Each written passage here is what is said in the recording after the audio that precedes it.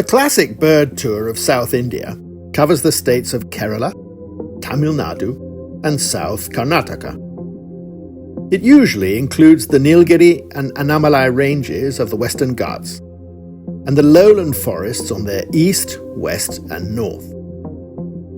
It incorporates grassland and shola forest at the highest altitudes, followed by evergreen and moist deciduous forests on the western slopes, and dry deciduous forest on the eastern side, which is in the rain shadow. With over 12 endemic bird species for this area alone, and another 20 in other parts of the Western Ghats and in Sri Lanka, this area is very popular with birders, domestic and international. Although birding in forest is difficult anywhere in the world, it is much easier here, as it is rooted in the culture of the people of South India to protect wildlife, and birds are not hunted as they are in other parts of Asia.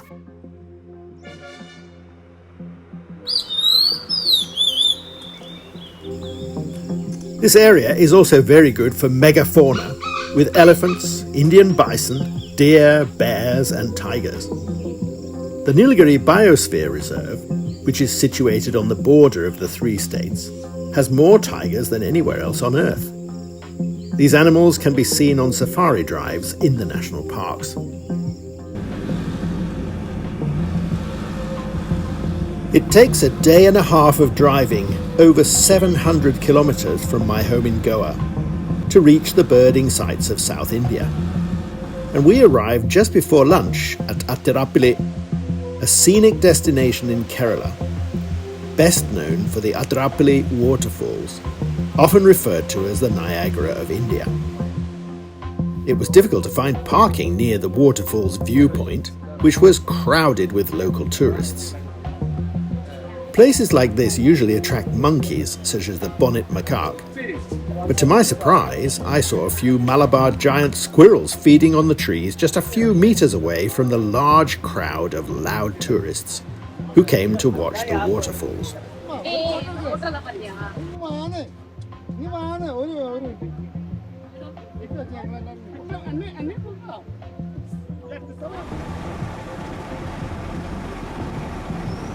Later, we drove on past the Varachal waterfall as far as Sholayar Dam, birding en route. Although there was nearly no traffic after the viewpoint, we saw very few birds. Malabar pied hornbill was the most important, as later in the tour we didn't find any.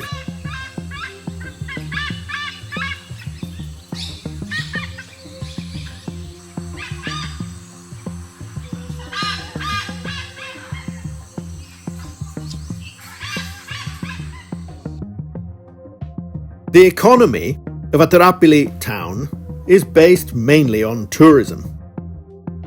It's a pleasant place with many hotels, and wildlife seems to feel at ease here.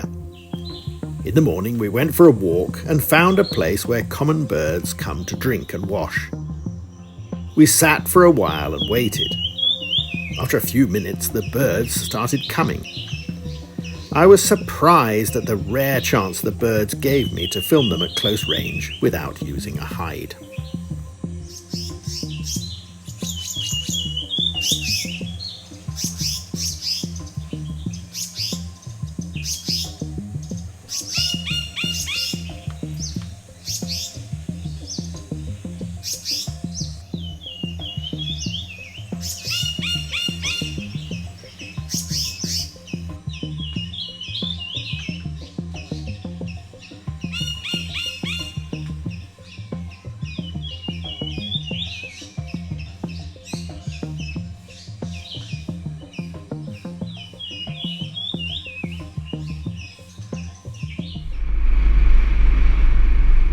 Later, we continued to Thattekad, the capital of birds in South India. Established in 1983, it was the first bird sanctuary in Kerala and was recommended by the eminent ornithologist Dr. Salim Ali, who described it as the richest bird habitat in South India, and after whom the sanctuary is named. Nestled between branches of the Periyar River, Kerala's longest river, In the foothills of the Western Ghats, the sanctuary features a mix of tropical evergreen, semi-evergreen, moist deciduous and riparian forests. Although the sanctuary covers an area of only 25 square kilometres, it is home to over 250 species of bird, including several rare species. The list also includes migratory birds from the Himalaya and northeast India, like blue-throated flycatcher and black baza, birds that can hardly be seen anywhere else in winter.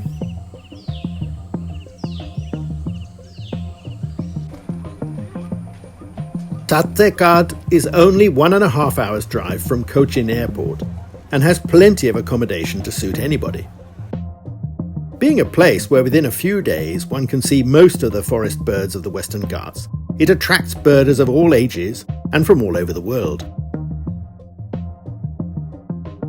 Both of the bay owls were nemesis birds for me. I was lucky to meet Stephen F. Bailey, an American big lister who was travelling with his daughter on a non-birding tour, but who found an opportunity to add another bird to his list.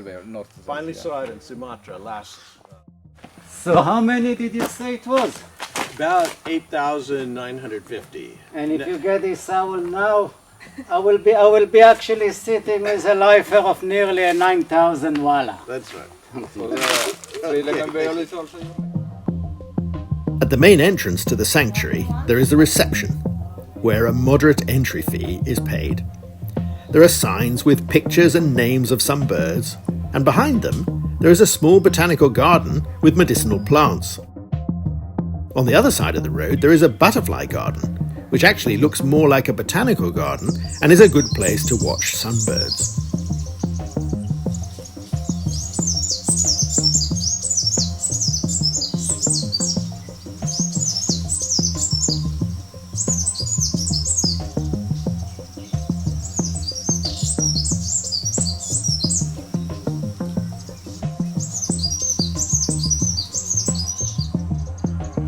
The road goes through a giant bamboo avenue, crosses a waterway, and further on we reached Jungle Bird Homestay, where we stayed for the next few days. This homestay is surrounded by forests and faces a small lake, an ideal place to stay. It is run by Girish Chandra and his family. A lawyer by trade, Girish has shared his time over the last 25 years between his office and showing the birds to his guests during the birding season between September and March. His mother, Sudha, is famous in Kerala for her birding skills, and she assists Girish with guiding.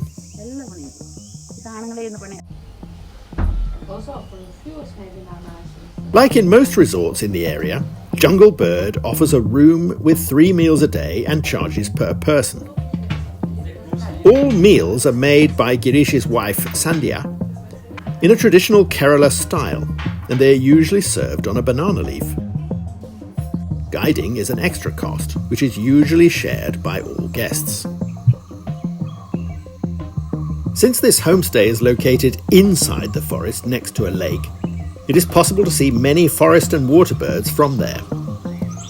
While sitting on the roof of the guest house watching lesser whistling ducks on the nearby lake, I saw a dollar bird on a tree nearby. Thattekad is the only place in South India where this species is common.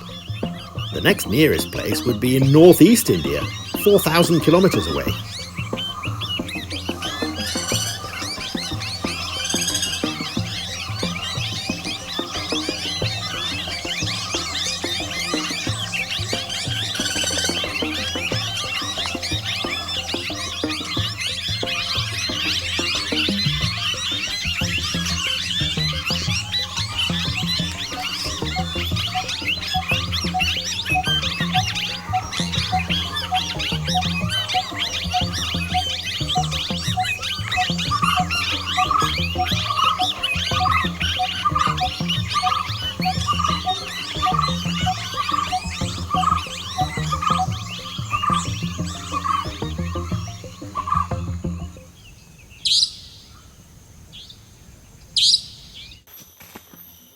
Thattekad is one of only a few places in India where birding at night is organised.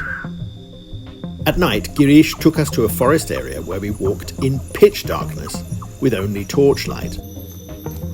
Listening to bird calls and trying to locate birds with a torch, I was surprised to see a few species of diurnal birds roosting on trees at very close range. I was more surprised that they didn't fly away. One of the birds we saw was Indian pitta, one of the species that are easier to see in winter in Thattekad than in other places.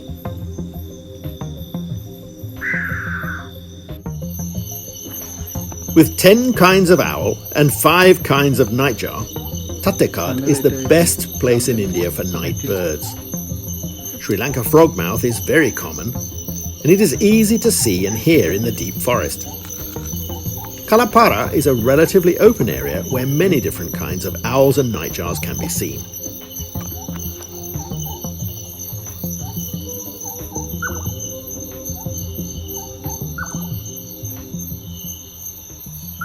Sure he's gonna sing. He was singing like crazy before. Is enough or you give me your torch? I can do it.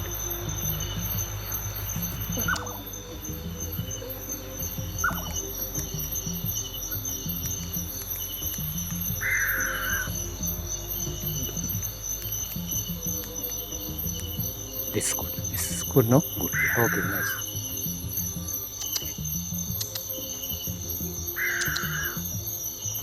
This is very difficult to catch actually. If you want to catch, it's one of the difficult snake. Because if you catch throat like this, you put the tongue from this here, it's come out from here and you bite.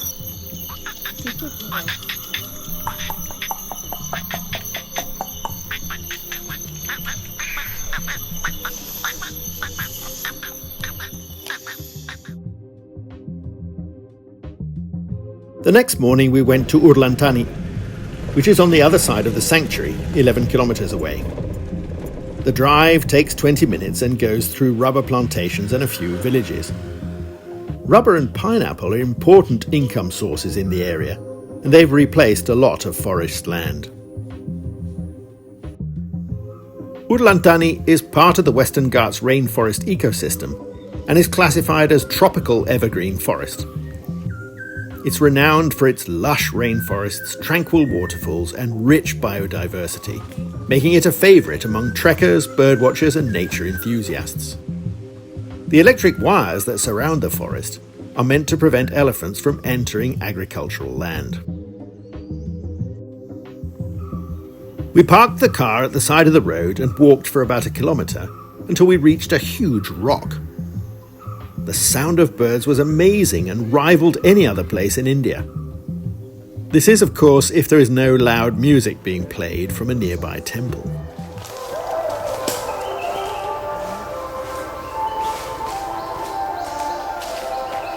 Just where we parked the cars, we saw a Sri Lanka frogmouth sitting on its nest. Unfortunately, the light was not good for photography. Later, we found a few more birds. Previously considered rare, after learning its call, this bird turned out to be common in the Western Ghats all the way up to Goa. Thattekad is the easiest place to see Sri Lanka frogmouth, and their call is the most common sound of all night birds. From the top of this rock, which is the highest point in the surrounding area, there is a good view of the forest and hills around.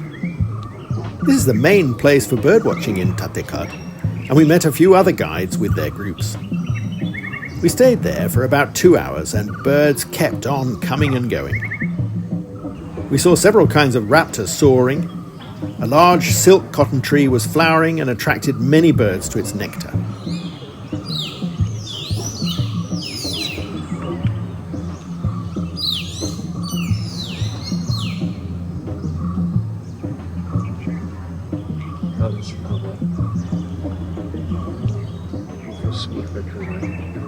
Spangled ronco. Yeah, it's very good one.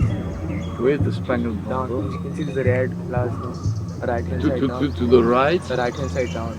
Right. On the second lowest branch. Rufus buried eagle and something else with him. Wow, Rufus bellied eagle. And the raptor crested goshawk? Crested goshawk? I think so. Rufous-bellied eagle, just imagine. There's something white beyond those two. Right? Yeah, I'm looking at the white stuff. Is it Thattekad Goshawk?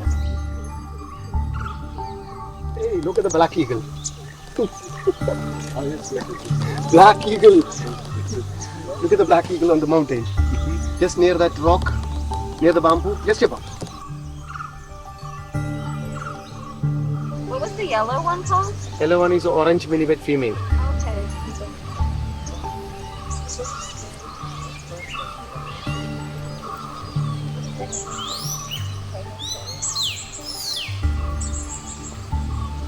The Vernal hanging parrot is the only one parrot in India. All others are parrots. See, this is the flying one. That's a parrot. Parrot in India. Yeah, it's green with a red rum.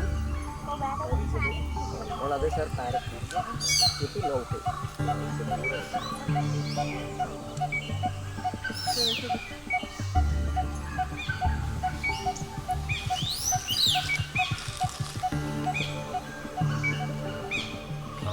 Yeah, really yellow. Hill by now.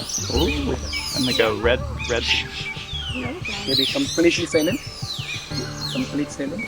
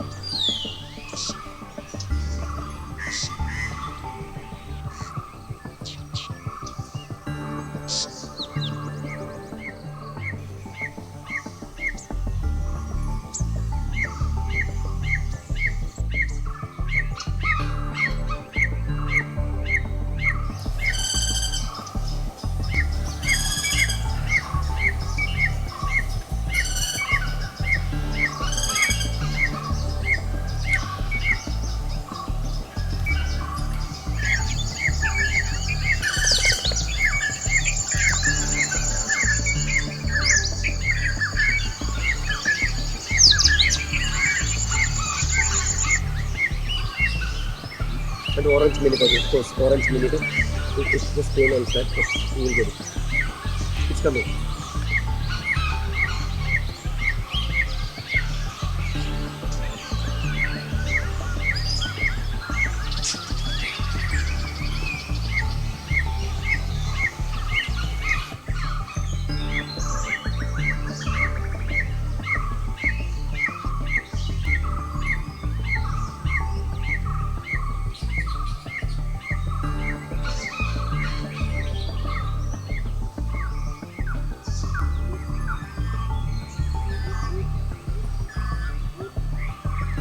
The unmistakable call of the Malabar trogon alerted Girish, and shortly after, Suda located two birds, a male and a female. Malabar trogon is one of the rarest species. Everybody wants to see that trogon. Even in the wildlife, people want to photograph the tiger in the forest. But for bird watching, people want to see Malabar trogon. Malabar trogon can be found all over the Western Ghats, but Thattekad is the place where it is easiest to find.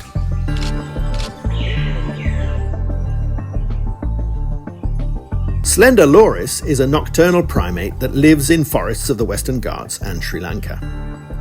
They roost high in the treetops just under the canopy, and it would be very challenging to photograph them without disturbance.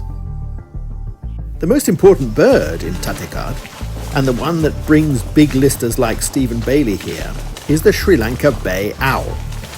And Girish has developed a sixth sense to locate this bird roosting in the daytime on trees deep in the forest, about 5 to 6 meters above the ground. These birds do not roost in the same place every night. They are well camouflaged and very difficult to find. There is a big dead leaf there. And right in front of the dead leaf, there is a green leaf. Can you see that? Here, right in front. Yeah, yeah. Don't look farther, sir. It's right in front. You can get it. What can't I see it? No, it's not your mistake. It's like that. Can you see the dead leaf there? The big dead leaf. The big dead leaf, yes. Can you see that?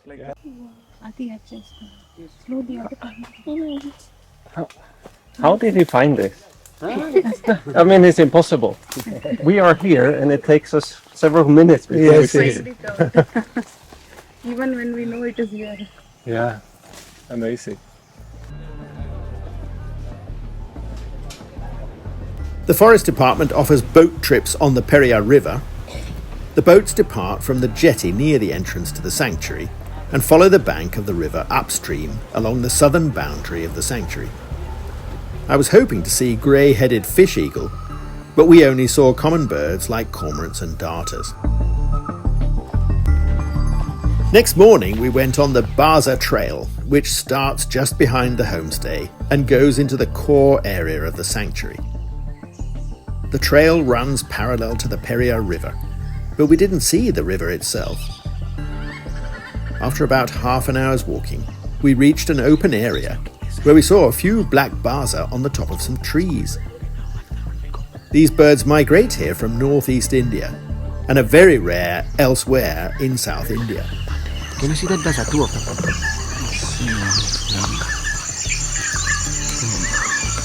That is not. But there is one. There is one is open actually. You come here. No, I can see very clearly.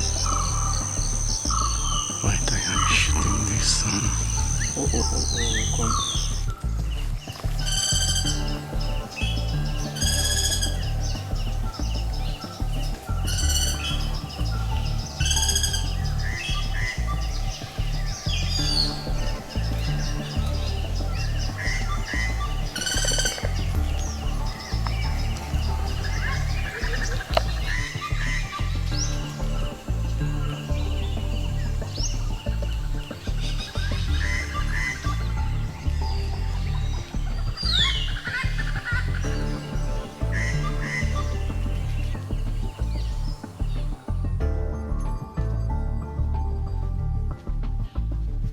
Girish and Sudha have their secret place where birds come to drink in the forest. It's a big rock with a depression in its centre that holds water. We set up chairs and waited. The first thing that came out of the jungle was a local man who was on his way to collect grass.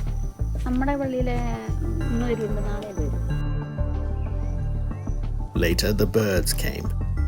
3 different kinds of blue flycatchers, including blue-throated flycatcher, which was a lifer for me, together with other birds which usually come to water plates in gardens that border forests in the Western Ghats.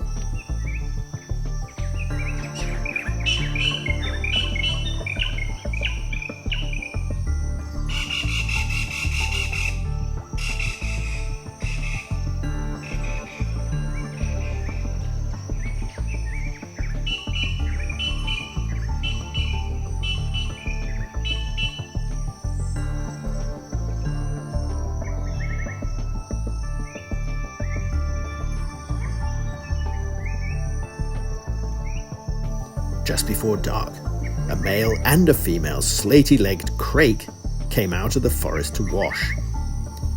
These shy birds do not usually show themselves long enough to get a photo shot, but our birds were there washing themselves in front of us for more than 2 minutes.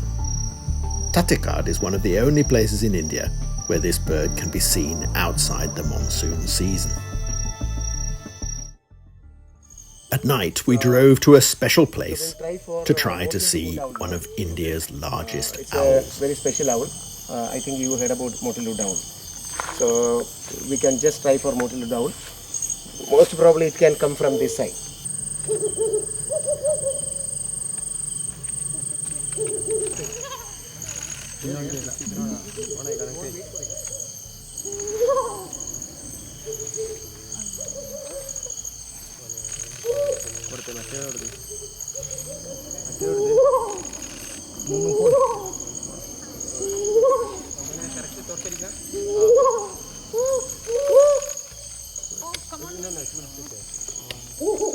After we got it, this is what we got. Thattekad also offers the possibility of bird hides for photographers. Eldo's lodge operates 3 or 4 hides where it's possible to photograph common birds in good light at eye level, some on its property and some near the forest. There is a great debate between ornithologists and photographers about the ethics of this practice. In many places in the world, including Sattal, the capital of birdwatching in North India, the whole economy of bird tourism is based upon it.